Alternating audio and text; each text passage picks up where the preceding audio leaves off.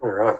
So that probably takes us back into the report presentation. Before we get to our data itself, though, this is something I use quite a bit to talk about the safety performance of the heavy vehicle industry. This looks at heavy vehicle involved, and I'll always stress that involved does not mean caused deaths per billion tonne kilometres of freight. So it corrects for the fact that the freight task in Australia gets bigger every year. So looking at the same time period that we've been publishing the NTARC report, we see that that metric has gone from about 1.8 heavy vehicle involved deaths per billion tonne kilometres down to about 0.9. So we've seen a real improvement in the safety performance of the Australian transport industry.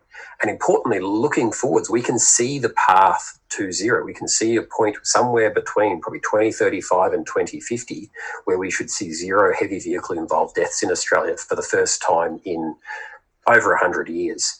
One thing I've done differently here, which I haven't done previously, is looked at some international context to this. So I went hunting for the data that I could find for comparable economies.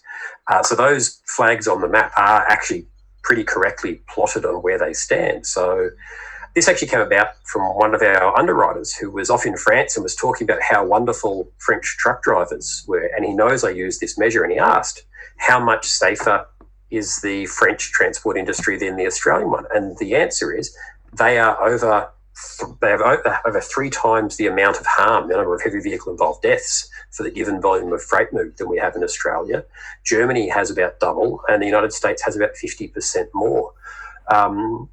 I did go looking for data for Britain and a few other economies. I'm interested to see South Africa and Brazil because they're starting to pick up some of our high productivity vehicles like B-doubles and road trains. But on the data I've found, it would suggest that by this measure at least, we have, if not the safest, then at least one of the safest transport industries in the world. And we at NTI, and me personally, are deeply proud of the transport industry in Australia and the success it has had in improving the safety performance of the fleet. For those, however, who have seen our media releases and the NTARC launch, you'll know that that needs to be weighed up against what you can see on that 2019 data point. There's an uptick in the number of heavy vehicle involved fatalities in 2019. It went from about 178 in 2018 to 208 in 2019. And essentially all of that increase is attributable to an increase, a very sharp increase in 2019 in truck occupant deaths. I've left that to the last of the topics we cover in this presentation because I suspect it will have the most questions around that. On that note, please jump in the Q&A box there. It's really valuable to me, and I think it helps us all get more out of the presentation to have that question answered. If you've got any questions as we roll through, I will take them as they go, or if they're better left at Q&A at the end, if they're not about the topic I'm talking about at the time, we'll park them until then. So overall, the report this year looks at incidents over $50,000 in value. That's a fixed threshold, and so the total pool of claims tends to grow year on year, and it did so again between 2017 and 2019, increasing from 756 to 848 large loss incidents. However, once you correct for inflation and for the growth in our insured portfolio, there was actually a significant improvement in the large loss frequency per truck that we insure, improving from about 1 in 400 trucks, where it's been for about the last 8 years, to around 1 in 500 of the trucks we insured being in a large loss, again, corrected for portfolio growth and inflation. We saw a slight increase in incident cost compared to previous years. That had been staying steady or coming slightly down over the last few reports, so that trend reversed a little bit. The other change we saw was we had been seeing the proportion of our large losses that were not at fault decreasing over time. That stayed at basically the same proportion of not at fault versus at fault claims this year compared to 2017. Looking at the individual causes over time, the thing that stands out, and it'll be the next topic I get to, is a rise over the last few years of driver error losses. it has increased from about 17% of our large losses in 2011 up to 38%, of our large losses in 2019. That is of significant concern. I have some thoughts around what drives that. Driver error losses tend towards the lower end. So you're more likely to have, say, a $50,000 driver error loss, whereas you're more likely to have a $150,000 fatigue loss. So with the effect of inflation over time, we would expect that number to grow slowly, but certainly nothing like the rate we have seen here. We've seen a decrease in inappropriate speed losses over time. They're starting to fall down towards that 10% range. And as I mentioned earlier, we saw the progressive increase in not at fault claims reverse in 2019. So looking at the individual causes, inside of that 38-40% of driver error crashes, we break those down into sub-causes, and a third of that is attributable to inattention and distraction crashes. This means if we look at the total pool of losses, inattention and distraction crashes changed from about 7% to about 14% of all of our large losses over a single report period over 2 years. That's of real concern. It's hard not to feel that mobile phone technology-based distraction isn't contributing to that. There are times where either through dash camera footage or the driver's own admission, we know that to be the case. However, in most of these losses, the drivers won't have acknowledged that, even if it was the case, so it's very hard for us to say, but certainly an area of concern. We do get some interesting data insights. We have a partnership with Seeing Machines, and for I think it's around 1,500 Seeing Machines units inside of that partnership, we see that 75% of them have zero mobile telephone use events. And that's an interesting comparison to the light vehicle space, where 80% of car drivers admit to using their phone illegally over the past month in a Queensland University of Technology Centre for Road Safety research study. So it appears that mobile phone use is a much smaller issue in the heavy vehicle space than what it is in the light vehicle space. But this is the same population. We are the same people. There isn't one pool of people in Australia who drive trucks and another one who drive cars. We drive both. So as long as it remains culturally acceptable in Australia to use your mobile telephone while driving, we are not going to be able to solve the issue just in the trucking space. So I think the real solution here is threefold. Queensland have looked at increases in their penalty regime that have never been adopted by Western Australia. New South Wales is doing world-leading work around camera detection of mobile telephone use. But the part that I think is missing here is the stigmatisation. We put a lot of work through the late 80s and early 90s around drink driving, and that same campaign is missing in action at this point in the mobile phone space. So that's probably the missing link we see there. And again, you can't solve this problem just in the truck driving space. It's a broader social issue, not just a trucking issue. The other interesting thing observable in the data is when we look at our large losses where the driver is 25 years of age or under, a third of those losses, so over double the rate in the general population, were inattention and distraction crashes, which would suggest there is a cultural issue around younger drivers and inattention distraction. And it would seem likely, although we can't actually confirm it, that mobile telephone usage will be at the heart of that. The next topic, and I know from some questions we got in advance of this, there's significant interest in this space, are around mechanical failure losses. This is really about following up on an issue we flagged in the previous report. In 2017, so the previous reporting year's data, we saw a sharp increase in the number of mechanical failure losses from around 3.5%, where it had sat for many years before, to about 6.5%, so a dramatic increase. Looking at those mechanical failure losses, though, over half of them were steer tyre failures. So of all of the myriad of complex systems inside of a truck, the only component that was regularly causing trucks to leave the road and have been involved in serious crashes were steer tyres. And that raises a few questions. Firstly, around how we as an industry inspect and care for those steer tyres. how regulatory bodies inspect those steer tyres, and finally some design questions for me. If we look at the HVNL, so everywhere in Australia except for the Northern Territory and Western Australia, it essentially disincentivises the uptake of twin steer prime movers. Whereas you look to Western Australia as my leading example, and I'm a big fan of Western Australian transport, we see that maybe 15 or 20% of their heavy-duty prime movers are twin steer trucks.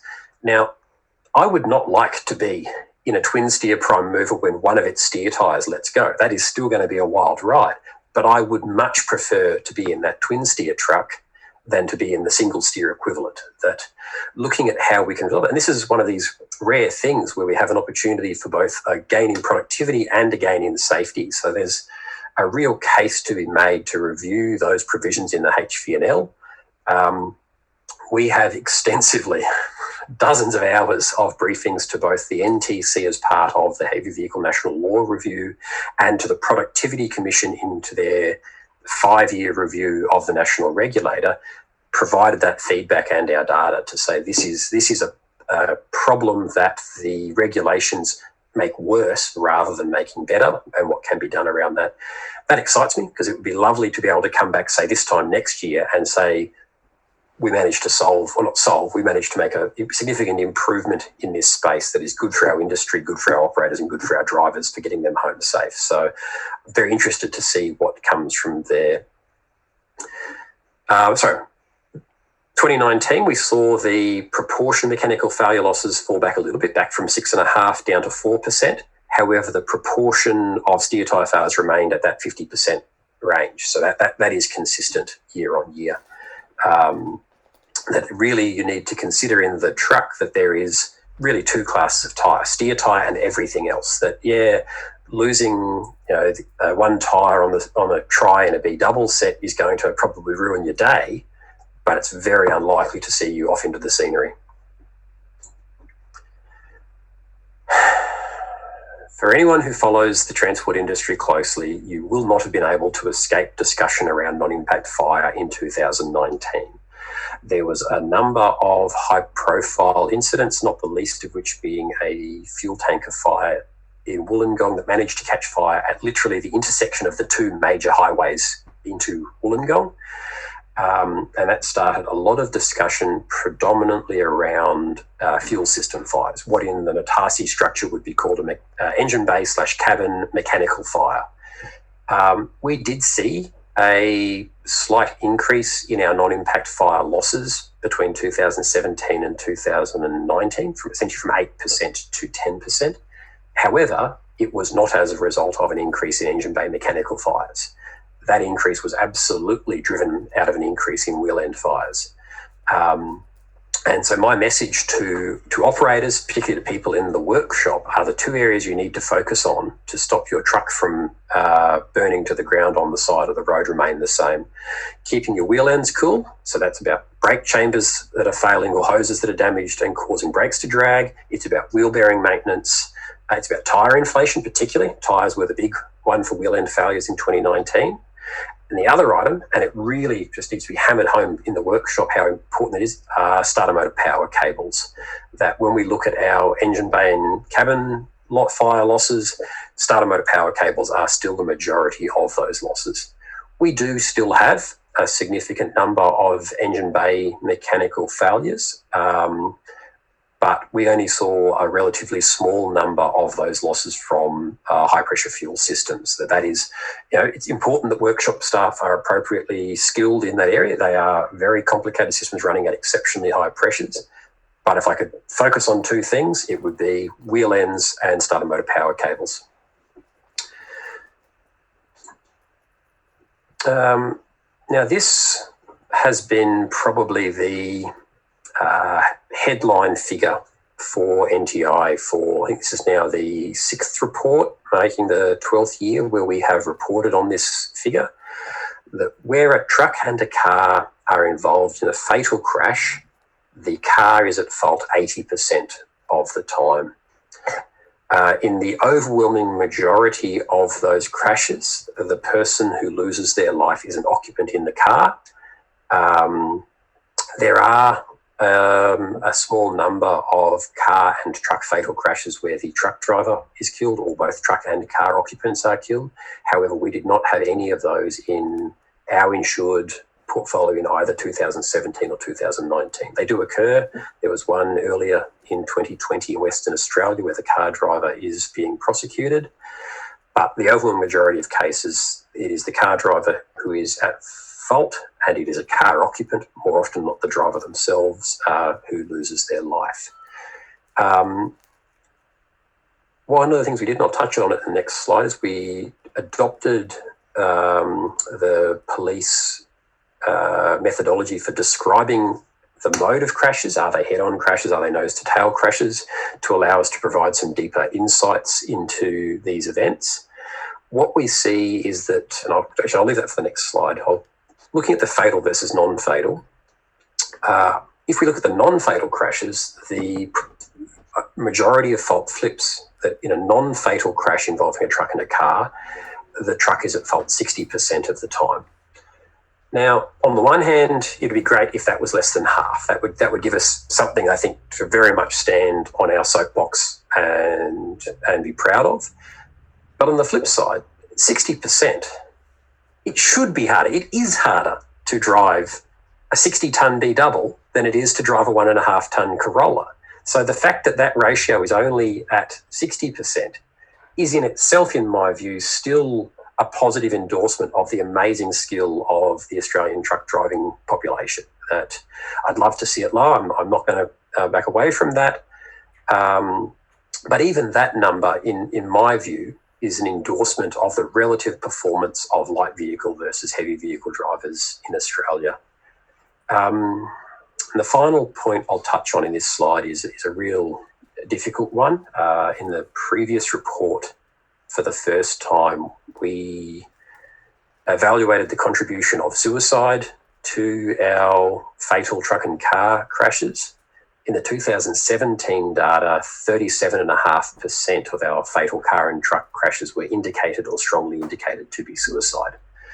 If you'd asked me in last year whether I thought that number was representative of the long term, hand on heart, I'd have said no, that I did not, that I would have believed that I probably noticed it and felt compelled to report on it because it was so high, and that would turn out to be an unusually bad year, and looking into future reports, we'd see it drop, I think, probably to the low 20s or mid-20s perhaps. That has not taken place. The number for 2019's truck and car crashes indicated or strongly indicated to be suicide was 37.9%. So essentially unchanged from the 37.5% of 2 years prior. This is a really challenging area. We are supporting some work being done by, funded by Austroads, which is the peak body for the state road agencies, Queensland Transport, Transport for New South Wales, etc., and being delivered by the National Road Safety Partnership Program to look at putting some more numbers and looking at how, as an industry, we can respond to suicide in road transport. But it is, for me, probably the most challenging area inside of this report, that solving truck fires will be comparatively straightforward in comparison. These are tragic incidents. The biggest thing I focus on is making sure that after these events, that the driver of the truck is given the best possible support. And I'm exceptionally proud of the work, and it predates my joining NTI by 20 years. NTI has provided counselling to truck drivers and other people inside of its insured businesses after serious events, suicide or anything else. And that's a real credit to the organisation. The other part I'm very strong on is the language in the media around these events. But I think there's a tendency to choose language that implies or even outright states fault of the truck, when we know that even if we don't know whether or not it was suicide, that it's 80% of the time it will not have been the truck driver at fault. So I think it's reasonable to ask the media to extend the benefit of the doubt to that truck occupant rather than compounding the problem by choosing deliberately loaded language. And that's something I'm very much working on. I mentioned that we adopted the police structures for describing the modes of crashes. This looks at the difference between, for our truck and car crashes, regardless of fatal or otherwise, this looks at how those crashes tend to take place. So for car at fault crashes, we see they tend to be either head-on crashes, near enough to 50%, and vehicles, essentially T-bone crashes, near enough to 30%. So 80%, 75% between those two modes. Those sorts of crashes between a truck and a car have very poor survivability. If you look at the truck at fault crashes, 70% are nose to tail. Traffic suddenly slows, the truck is unable to stop in time, and it runs into the rear of a car in front or potentially a line of cars. Those aren't great for the poor buggers in our claims team, but they have much better survivability. And this describes the difference in how these crashes take place. Car at fault crashes, for the most part, involve the driver absolutely disengaged from the driving task, crossing that centre line, failing to even observe a truck. The solution there is around light vehicle driver behaviour and education, in my view. There's one quick question that I'll kick off while we're here from Matt Sanderson. Will we receive a copy of this evening's presentation? I might put that one back to Farah to think about. We'll certainly be uploading the recording so it's available on demand. I don't know that I have a nice way to circulate the presentation itself. What I will do at the end of the presentation is point you towards the digital storytelling website, which is a very mobile-friendly way of sharing the results from the findings from the report. And it also has the download link to the full PDF report at 40-odd pages of detail. So, Matt, that's probably the better place to go. If you still would like my actual PowerPoint slides, and they are beautiful, credit to Farah and the marketing team for making a much better presentation than I could, get in contact via email and we'll try to get you a copy of it.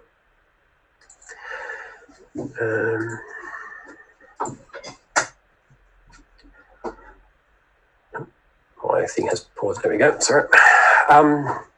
Which brings me to fatigue, and I have a really mixed message here around fatigue.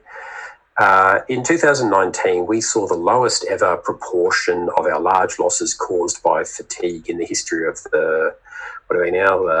17 years of this report series. At 9.6%, down from 9.8% in the prior report and 10% before that. So that's a really positive story that if we look back to the early 2000s, over 1 in 4, 27% from memory, of NTI's large losses were the result of fatigue.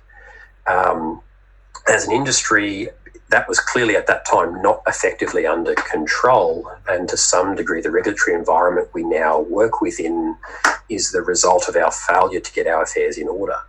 At 9.6%, that's a much better place. We'd love to see probably half that number, but a dramatic improvement, and one the industry should rightly be proud of.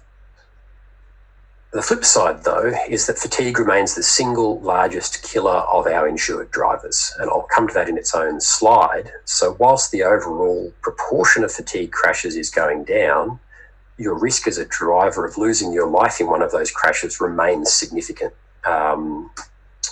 So how that comes about is that for something like a driver error inadequate following distance crash, where traffic suddenly slows and you're on the brakes trying to stop, you as a driver can make split-second decisions to mitigate the severity of that crash. You can swerve to the centre median, you can swerve off the shoulder, you can choose which lane you hit, those sorts of choices.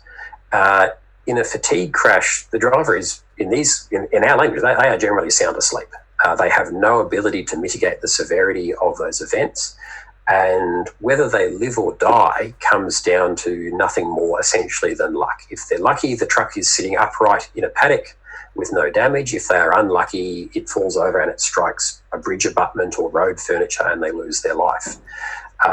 So addressing these incidents simply has to be one of our highest priorities because of that tremendous severity risk and the risk of loss of life.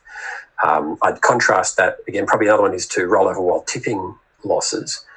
In our neither 2017 nor 2019 roll of 4 tipping large losses, we saw 0 personal injuries. There was no one who was injured or killed in those losses. So it's important to keep the different loss categories in perspective around protecting our people and getting them home safe. All right, sliding on there. Oops, sorry. So this really brings me to the headline figure of the 2019 report. As I went through processing our large losses, I saw a dramatic increase in the number of our insured drivers who lost their lives. In fact, the increase for NTI insured driver deaths was over 250%. That came about because 2017 there was fewer deaths overall, and the proportion of those deaths that were involved in NTI insured driver were significantly small. So we went from being significantly underrepresented in 2017 to overrepresented in 2019. That caused me to go looking for the number of truck driver and truck occupant deaths generally. It was a challenging one. It is not possible from the Australian road toll data to directly determine how many truck drivers die in Australia each year.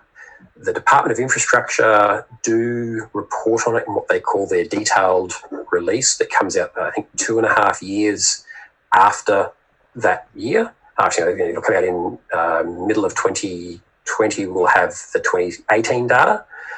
But yeah, there's no one who's counting this on a regular basis. So it took some work, but we were able to determine that the total number of truck drivers who lost their life in 2019 was 53, so truck occupants, I should say. Sorry, I actually have to make a correction here. The colours on that chart are back to front. Sorry, my apologies. I fixed this on my previous slide, but then I used an old deck here. The dark green is single vehicle crash and the light green is multi-vehicle crash. My apologies there. 53 truck occupant deaths in 2019, up from 34 in 2018, and it's been sitting at around that mid-30s level essentially for the last decade. I don't have a good answer on why the sharp increase. I can tell you about our insured deaths, and I'll do that on the next slide, but there is nothing particularly special about 2019 from a transport point of view. It was not a boom year. It was not a bust year. There was nothing tremendously significant about the freight task that would go straight to explaining that increase. So that question I do not have an easy answer for. I wish I did. Looking at just our insured driver deaths, we see that just over a third of them were the result of fatigue, and just under a third of them were the result of inattention and distraction crashes. This means that those two causes, inattention and distraction and fatigue, make up 2/3 of our insured driver deaths each year. That's a tremendous concern. However, it for me to some degree validates the work we've done around the Seeing Machines partnership that we will discuss in some more detail shortly. As a technology, it speaks directly to providing that backup, that reserve parachute to keep these drivers alive, where their normal risk controls around when they rest and how they drive the truck fail. Looking beyond that, the next largest cause were inappropriate speed crashes. So for inappropriate speed rollovers, we're generally talking a truck goes into a corner faster than it's able to negotiate. They're generally rollovers on the roadway. So the vehicle rolls over whilst it's still in the bitumen, as opposed to a vehicle that leaves the road and then rolls over. That number has been reasonably consistent. The inattention and distraction proportion has increased strongly over recent years. And again, that goes back to that concern about inattention and distraction crashes generally. The next largest cause were medical event crashes. These are predominantly cardiovascular issues, heart attacks. This is a challenging space. We have an ageing driver population, and much of the driving task is sedentary. There are limited options in terms of healthy meals available while you're on the road. So it's not a simple issue to resolve. And it goes to discussions around things like driver medicals outside of the DG space. So, TruckSafe, for example, requires driver medicals for all drivers. The fire loss is an anomaly to some degree. That was a truck carrying both explosives and detonators in Western Australia that caught fire, really exploded. I don't think that reflects any sort of systemic problem. Got a good question here from Fiona Johnston. Are we going to adjust the 2020 and 2021 stats to compensate for the reduced number of light vehicles on the road as a result of COVID-19? This is an interesting one. We haven't seen big volume reductions in the heavy vehicle space, but you are right, we have seen a dramatic reduction in the light vehicle space. I looked at the April road toll for both all vehicles, which was down by 25%. We'd normally, in a typical month, we would see around 100 deaths in the general Australian road toll. We saw 75 in April.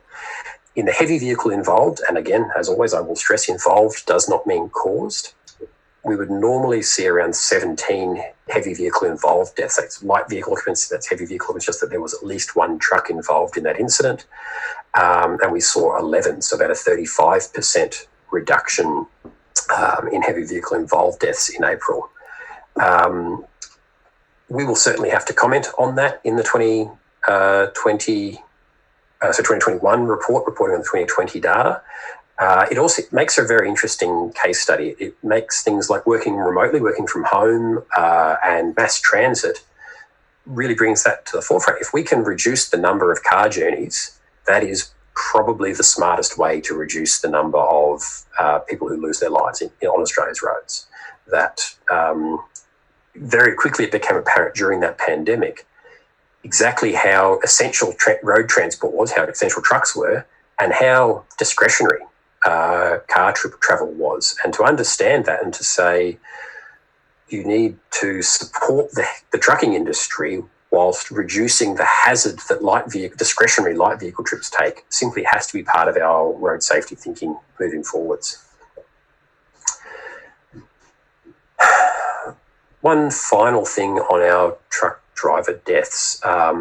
Those that have followed the NTARC series will have seen us talk extensively about time of day, that particularly for fatigue crashes, but for crashes generally, that midnight to 6 a.m. period is significantly overrepresented. So I looked at our truck driver deaths and then corrected for the volume of trucks that are on the road in Australia for different times of day. And what we find is that your likelihood of losing your life as a truck driver on the road between midnight and 6 a.m. is about 50% higher than the daily average. So what this means for me is it's a question around how you schedule your transport task. If possible, so unless you're doing something like overnight parcel delivery, if you can have your trucks off the road, I'd actually say earlier, I'd say between 10 p.m. and 4 a.m. If you can have your trucks off the road during that time, that is a really effective strategy to reduce that risk to your people. I know I was working very close with one large fuel delivery company, and they just went to all of their customers and said, look, we aren't going to do deliveries between, I think it was at 10 p.m. and 4 a.m. anymore. What time can we move your delivery to? And all but two of their customers said, oh, yep, fair enough, we'll take the delivery at another time slot. The two that refused and said, no, it needs to be delivered in this window for operational reasons, those, I think it's 6 trucks that serve those two customers, they fitted seeing machines. I thought that was a really elegant way to eliminate the risk where you could and to use engineering controls to manage the risk where you could not eliminate it. So that was very smart. Obviously, there's a bunch of industries where that's not going to be practical. As I said, overnight parcel delivery, there's a whole pile of guys in the livestock space that need to make deliveries to a sale yard to make a sale the next day. And in that space, good fatigue management practices generally, and then with technology as a backstop, I think is the best practice that is available at this point in time. All right, so that takes me to the end of my presentation. I want to hand back to Chris to talk about our Seeing Machines panel and some of our other initiatives at this point. Thanks, Adam, and thanks for walking us through that. Look, I guess this kind of sobering and somber note that we close on there around driver deaths highlights why, in many respects, we're doing what we're doing at sustainability. NTI has a purpose statement, which I didn't mention at the start because I think it makes more sense when you've seen the numbers. And the purpose statement we have is to make the industry safer. And we also want it to be more sustainable too. So that's more productive and more resilient to the challenges that are going on. And so we recognized that we had to do something to recognize the investment that our customers are making in safety technology. And the question, in case it's coming to your mind, is what about other forms of safety technology? We are going to review all technology formats as we move forward, but Seeing Machines was one that stood head and shoulders above the rest because it can preventatively save lives and stop an incident from occurring, and that to us was really worthwhile supporting. And we're going to continue to support that. So the partnership we have with Seeing Machines is going to be an ongoing one. And as is highlighted on the screen here, we've tried to do a number of things to incentivize the uptake of that technology. We understand that it can be challenging to understand what to invest in, and we want to try and give as many incentives as possible for that decision. So as we say, there are areas there where we can improve driver acceptance. So in that, we can see that we will expand policy coverage for additional drivers under the partnership, as well as provide excess relief back to customers on the units where they have those units installed. And we'll also replace those when if and when anything happens to them. We also want to recognize it in the risk profile of the customer. So if the risk profile is one that is susceptible to fatigue, distraction, and attention losses, then we will try to see that reflected on a per policy basis. And lastly, one of the things that is challenging for the road transport sector moving forward is the amount of data that can come from these new systems that are available to you. And as an insurance company, one thing that we are very comfortable with is data. And so we want to be able to help guide you through the insights that you can get from this data through sharing it with us. So that's one of the benefits that we want to provide back. You can move on, Adam. Yep. There we go. And really, as I said, that sort of just covers again some of the same things that we've got in terms of the partnership and the benefits for customers when they do have Seeing Machines and they are insured with NTI. But it is worth noting that sustainability's objectives are going to be broader than just the NTI customer base over time. And we've only been in operation for around a year.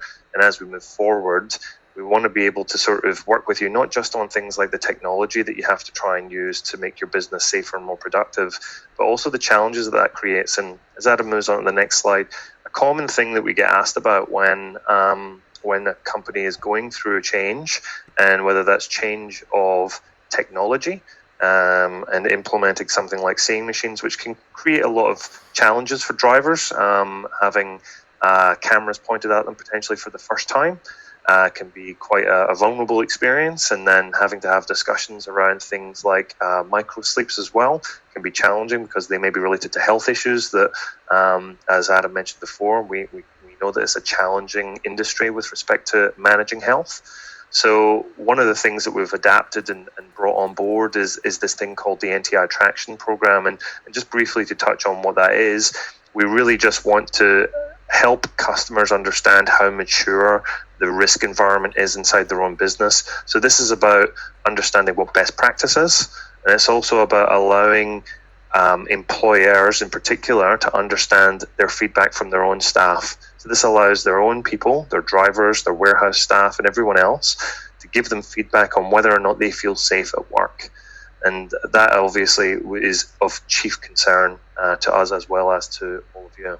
So that's something that we think is going to be of value to customers, and we also think it's going to be something that people will really engage with, because at the end of the day, what comes out of this is to be used for your own business, not for the insurance business. And that's all I've got to say about that, Adam. Question for you in the Q&A box there, Chris, from Michaela. I'll hop on. I'm not seeing Q&A. Potential Guardian. Yeah, we can do that. We've got both broker and customer brochures available, so we can you can request some. I think they're on our website as well, aren't they, Farah? Yes, and if they're not, we have an email address set up, which is webinar@nti.com.au. Please send an email if you're interested in anything that you've heard today and would like to know more. If you shoot an email across to that address, I will pick it up and make sure it's answered for you. So that's webinar@nti.com.au. All right.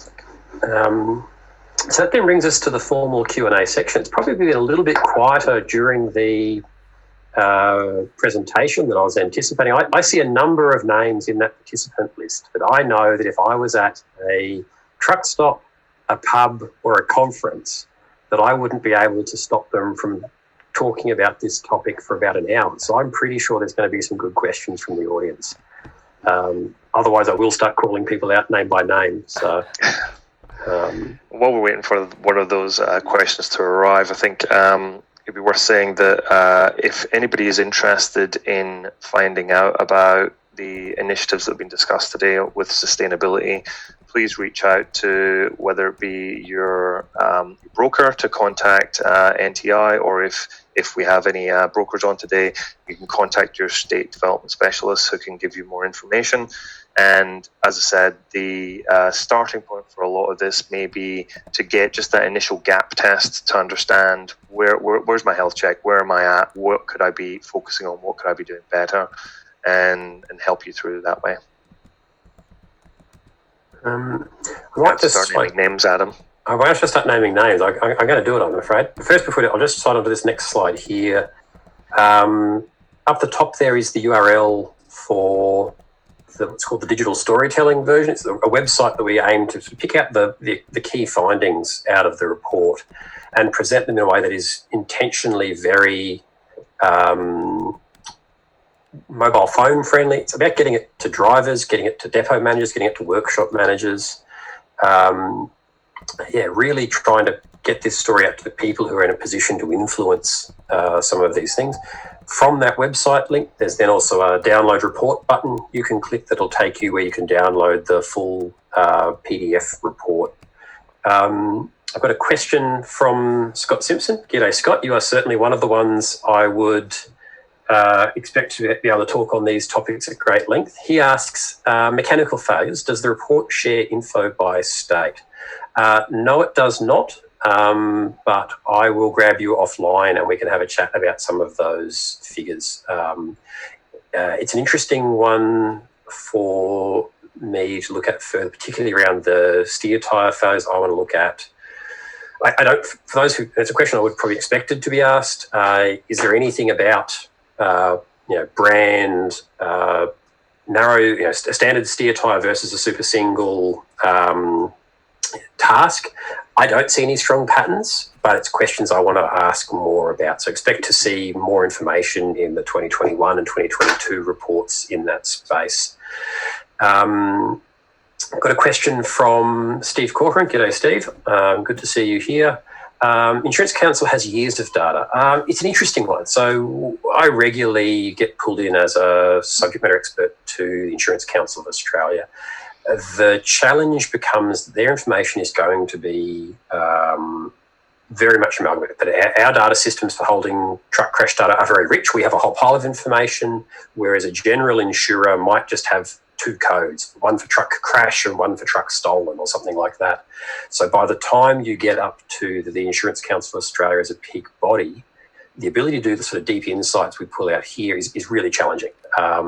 In terms of other data sources that I want to bring to bear to this discussion around good road safety policy and getting our people home safe, there's probably two other areas that I think are really key. The first one are the work cover and work safe agencies, the workplace health and safety space. They've got a pile of data, particularly around the non-travel modes, so loading and unloading and workshop incidents. We know we have issues in road transport around particularly those loading and unloading injuries and deaths. The other one are the CTP scheme managers. If you injure the driver but you don't damage the truck, I have a blind spot in my data. So I think that those are the two areas I'd like to see expanded to make our information richer. The other part is making sure that we get this information to people in a position to influence it. We've done a lot of great work historically there, but I've got to say Chris's participation in that COVID roundtable of all of these transport agencies has opened up a whole pile of doors for us to be able to, for them to call us probably, when they've got a question, there's something in transport that they don't understand and they would like a bit of a briefing and some guidance. They now have someone better to call to get that information. And I'm optimistic that will see us get better policy decisions into the future. And as I said earlier, we've certainly spent an extensive amount of time briefing to the NTC as part of the HPNL review. That to the extent that we had a teleconference recently with the Department of Infrastructure and Transport, and the purpose of that was to understand what data sources can be used to measure the performance of the road transport sector. And they were open enough to admit to us that they find the data quality issues inside even their own jurisdictions challenging. So it is definitely an area for us to invest in the future. I suppose the other thing I would add to that in terms of influencing and taking further is the insights we've been able to gain from the Seeing Machines data has, as Adam already illustrated, highlighted some great things about the performance of the road transport sector, such as the higher application of things like heavy vehicle national law when it comes to things like NHVAS. Yeah, expect to those in the room, if you are involved or adjacent to a large loss in 2020 or 2021, and we are the insurer, expect a lot more questions from me in that fatigue space. It's things like, where did the driver last sleep? Was it in a sleeper cab? Was it in a motel room? Was it in their permanent place of residence? How many nights since they had slept in their permanent place of residence? You know, is fatigue, is there a greater influence of cumulative sleep debt? Are we seeing issues towards, day 5 of a long stint of shifts, or is it about fitness for duty on day 1? Those sorts of questions, we don't ask enough information as part of a claim normally. So if you're in that space, understand why I'll be asking more questions when I come to you in future. Question from Peter Alderson: have you had any recovery success from suppliers or manufacturing regarding wheel bearing fires? I've got to admit here, I'm an engineer. I find wheel bearings more interesting than any healthy, normal person. It's a challenging one. In order to recover, we need to be able to prove to a standard that satisfies the court that the cause was a particular thing. So it's not just about a pattern. Even where we see that, it's still difficult. I'm probably about, rather than the recovery side, about taking the learnings and going on the proactive side. I learn at the feet of the wonderful Lance Fisher from JL Pierce. I'm a big advocate for preset wheel bearings. I think if you're still running a traditionally manually adjustable wheel bearing preload, you're achieving a false economy there. And you'll see more from us in future. You'll see some material around that. And I hope to write it collaboratively with the likes of the axle and wheel bearing manufacturers and the likes of the Lance Fishers of the world to share that expertise with industry. If we can, rather than trying to chase the manufacturers of poor wheel bearings, simply deny them a market to sell into. Question from Jeff Bunning around fatigue incidents and the correlations with standard versus BFM, basic fatigue management. There's a question that follows that as well, Adam, that really sort of talks about the mechanical failures in relation to NHVAS as well. So and the big thing I'll say there,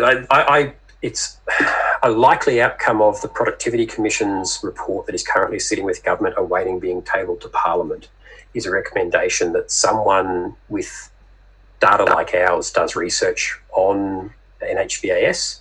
So we'll wait and see whether that is a recommendation, but I think it's a likely outcome.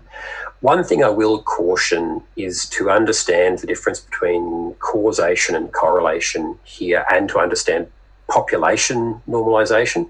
If I go and tell you that only 1% of fatal car crashes involve pink cars, you will automatically realise that that is telling you about how rare pink cars are, not telling you that pink cars are safer. So in looking at things like, particularly say BFM, in order to say whether BFM has a positive or negative influence on the rates of fatigue crashes, first thing we need to understand is what proportion of drivers are in AFM and BFM, and then also understand that even if the rates are disproportionate, that someone who is in BFM or AFM is probably more likely to be doing a long haul or overnight freight task. So what you really need to compare to is the other population of people doing that same freight task who are in BFM and not BFM, rather than comparing people who are in BFM and AFM to people who are not. Otherwise, you're just actually comparing long-haul overnight freight to non-long-haul overnight freight. And oddly enough, people driving concrete agitators in CBDs don't have that many fatigue crashes. So it's work I'm very interested in and very passionate about, but it's got a bunch more nuance to it than it appears at first glance. Kylie, really good question. Do we have any ideas on why our experienced drivers are dying of fatigue? And I think you asked this on Facebook. I don't know if I've gotten back to you, and I apologise if I have not. That's pretty goes to some of what you just said on that further research. I think it'll be multi-factors, that there'll be multiple things at play. One thing I will say is I'm a big believer that it's about a whole of person, whole of lifestyle approach, looking at, are they healthy? Does the organisation have a culture where they could stop the truck or flatly refuse to get in the truck even at the start of a shift? There was an operator I was speaking to, and he was pulling his hair out because he said he knows his fatigue and fitness for duty policy and fitness for duty declaration each day was pointless because he had a driver that had triplets. And this guy had worked for him for like 10 years. And at no point in the 2 years after this guy had triplets did he ever report that he was not fit for duty. And he said that was, I won't repeat his exact words, he said that was unlikely. Because, there will be days where all three of them screamed through the nights, and there is simply no way he would have been in a fit state to hop in that truck. But he still didn't feel comfortable in saying, no, I shouldn't drive today. And I see that at opposite ends of the spectrum in transport. I see it in operators with a bad culture because the drivers are afraid for their jobs, and that's terrible. But I also actually see it in operators with a really good culture because they don't want to let the boss down. And it's about having that discussion to say, if you tell me you can't drive today, you're not letting me down. You're actually really deeply impressing me. And that's an unusual discussion to have. It's not something we're great at in transport, but that is the thing, is set really clear expectations and then make sure you live them every day in your business. Steve asks a great question. Are there location clusters of fatigue crashes where parking areas are non-existent? That is a complicated question to answer because of historically poor mapping of rest areas. That is actually improving. There's two projects, one by TCA, Transport Certification Australia, and another one, I think, by TMR to try to map rest areas and also to describe what features they have. Do they have shade? Do they have toilets? Do they have garbage bins, etc.? I'll have a look to see what comes out in location, but it's probably, if I'm honest, it's probably a 2021 or a 2022 piece of work to look at that correlation. I was going to say, Adam, it's also the relationship between when the crash happens versus when they become fatigued and when they're available. They're not always going to be as straightforward as that. So that's one of the reasons why we need to branch out into looking at alternate data sets to help augment our understanding here, because the crash obviously is one thing, but we want to try and prevent that. So that's the other challenge. Yeah, and also looking at richer data around route. That if they have a fatigue crash that is probably a fitness for duty crash, they've come back from a long weekend and they crash in the first 3 hours of a shift, then you need to know that to say something rich around those crashes. Well, we have actually caught up, I think, with the list of questions. There's some really excellent questions there. We'll give you another 30 or 40 seconds in case anyone has anything else they would like to ask. But beyond that, we are at our limit of time. So, yeah, let me firstly thank you all for your participation. It's really valuable to me and to us at NTI.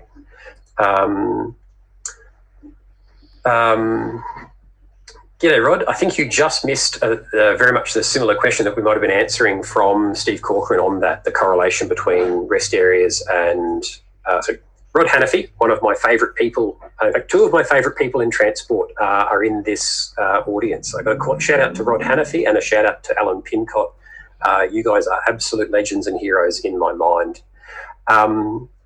Yeah, so Rod asks, do road conditions and their impacts get recognised? Do you correlate fatigue crashes with rest areas? I'll have a look. The short answer is it was historically very difficult because of the lack of mapping. You yourself have been deeply involved with the process to get both formal and in particular those informal rest areas mapped through that Austroads project. It is something I will do more of into the future. But yeah, with that, Kylie, I'll take that last question. I'll find you on Facebook because I'm pretty sure I've got you through one of the truck crash groups, and I'll find you there. And we'll wrap up to let everyone go and have dinner and get to their families. Thank you all very much for your time. Really do appreciate it. And yeah, keep an eye out we will be releasing more material on that report. Please share it. The biggest thing I would say that you can do to help me is to get our report, get that natarsi.nationaltransportinsurance.com.au website in front of as many people as possible. The more people that hear those stories and see those figures, hopefully the more people we get home safe. Thank you all. Have a lovely evening. And we will talk soon, no doubt. Stay safe.